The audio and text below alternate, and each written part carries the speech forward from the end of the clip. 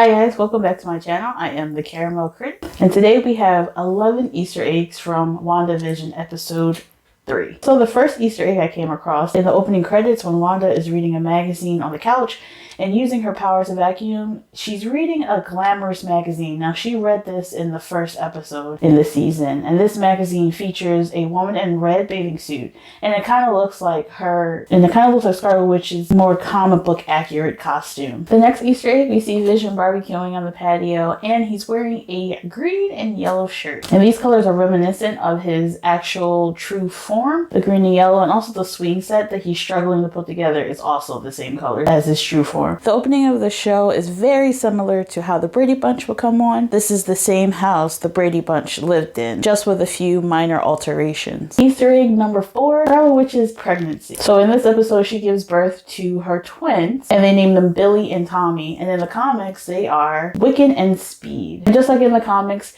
she gives birth within a matter of hours. Easter egg number 5. So Wanda's pregnancy is causing a lot of issues in the town. So there seems to be earthquakes, the power's going out, it was raining inside the house when her water breaks, and she and Vision, when they get startled, strike a pose very similar to on the Vision and the Scarlet Witch #1 comic. Our next Easter egg has to do with Geraldine, who, as we know, is Monica Rambeau. She's wearing a blue and white outfit with starburst type designs on them, which looks very similar to what she wore in Captain Marvel. So Geraldine helped Wanda give birth, and after she gives birth, she's talking to Wanda and notices a pendant around her neck. If you remember from episodes 1 and 2, this is the sword logo. It's very clear that she is working for them. During this scene, Wanda mentions that she had a brother, and Geraldine mentions that Pietro was killed by Ultron and references the events of the Avengers Age of Ultron. As I mentioned in my last video, Wanda is trying to suppress her bad memories. So when Geraldine asks Wanda this, Wanda becomes suspicious of her, and it seems like maybe she was kind of broken out of her fake reality. And she banishes Geraldine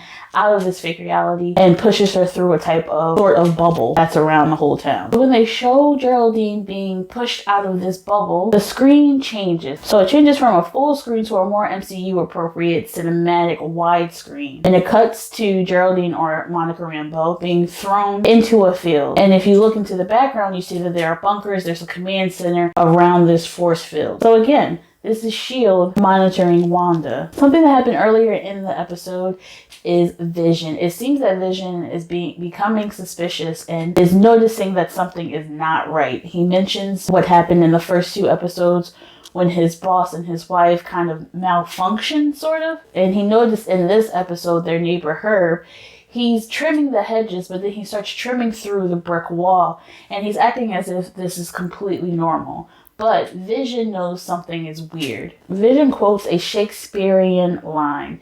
He says, "All the world's a stage, all the men and women merely players." It seems that Vision is suggesting that maybe the people of Westview are actors, or something is not real, that they're performing. And when Vision decides to voice his concerns to Wanda, the scene immediately restarts, and instead of voicing his concerns, he starts talking about more positive things. We see that Wanda is somewhat aware of what is going on, and she's trying to create this fake world, and she wants to keep Vision in the dark as well. During the end credits, there is a song that's playing, and the song that's playing is the Monkees' Daydream Believer.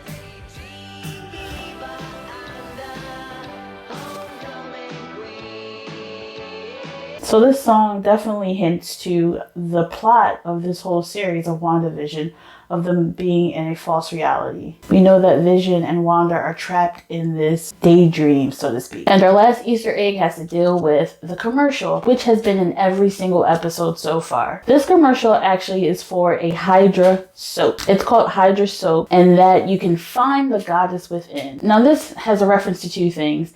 In Agents of S.H.I.E.L.D. in episode 4, Coulson himself referred to Hydra's mind-controlling soap. So we know that the previous commercial from episode 2 had to deal with a Hydra watch. So is Hydra the one trying to control Wanda, or are they the ones that are keeping her in this fake reality? Are they the ones trying to break in as well as SWORD to get to Wanda?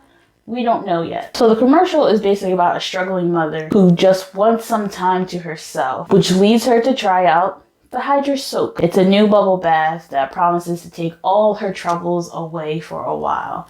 And the voiceover in the commercial says, "Come with me, escape to a world all your own, where your problems just float away. When you want to get away, but you don't want to go anywhere, Hydra Soak. Find the goddess within." So we already know that Hydra has a connection to Wanda. She was basically created by Hydra. So again, this could hint at Hydra is responsible for this fake reality. Maybe they have Wanda in some kind of comatose state. Or it could just be hinting at that this is what Wanda is doing herself. I think it's a combination of Wanda and possibly Hydra or Agnes Harkness. I feel like Wanda is not the only person doing this to herself and to Vision. There's another player that we haven't seen yet or we don't know about yet. It doesn't necessarily seem that Wanda is trapped. It seems that everyone else is trapped. But Wanda has an idea of what's going on and she's trying to keep up these appearances. It could also be how the quote says, when you want to get away but don't want to go anywhere.